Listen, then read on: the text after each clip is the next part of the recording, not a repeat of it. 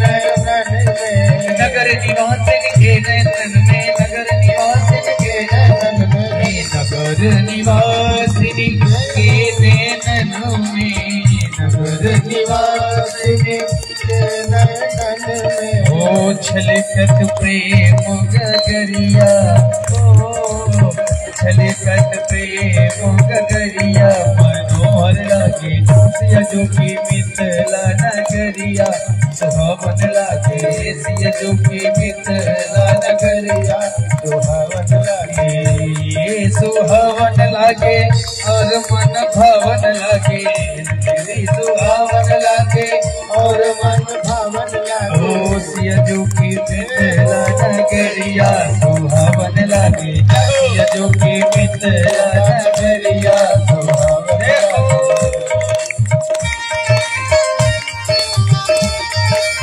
गरीबों आलियों की सेवा करते हमसे हुए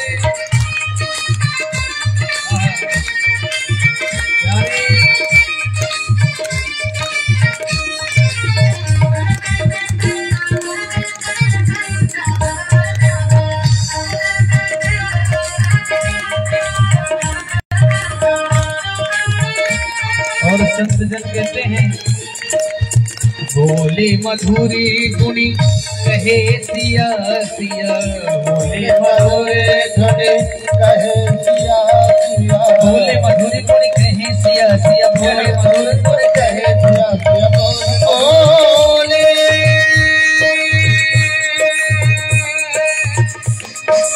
मधुर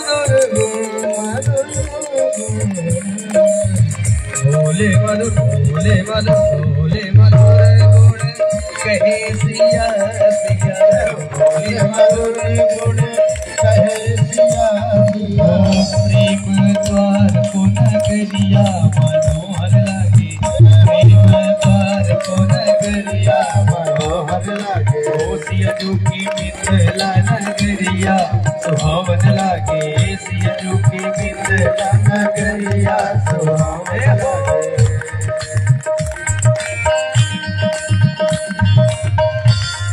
हरि बोल।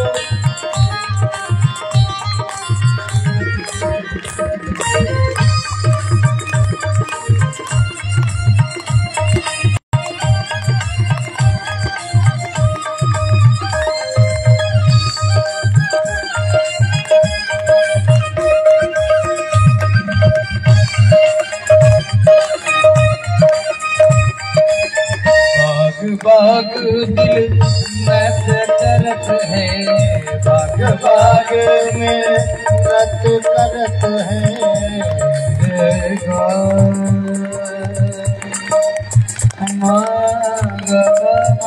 मदनी सारे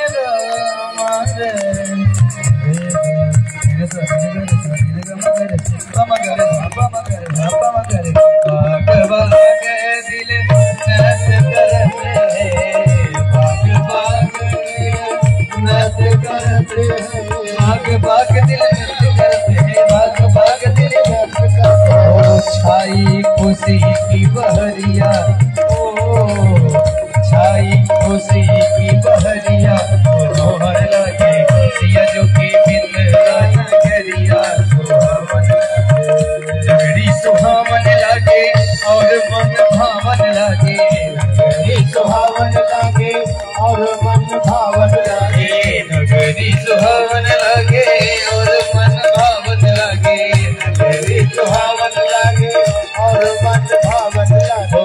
सिया जो की मिथिला नगरिया, सुहावन लागे सिया जी की मिथिला नगरिया, सुहावन लागे सिया जी की मिथिला नगरिया, सुहावन लागे सिया जी की मिथिला नगरिया, सुहावन लागे सिया जी की मिथिला नगरिया, सुहावन लागे सिया जी की मिथिला नगरिया, सुहावन लागे सिया जी की मिथिला नगरिया, सिया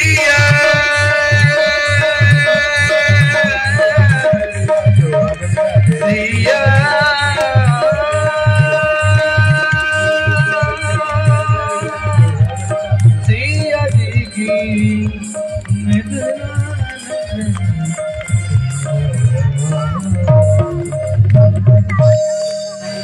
बोलिए मिथिला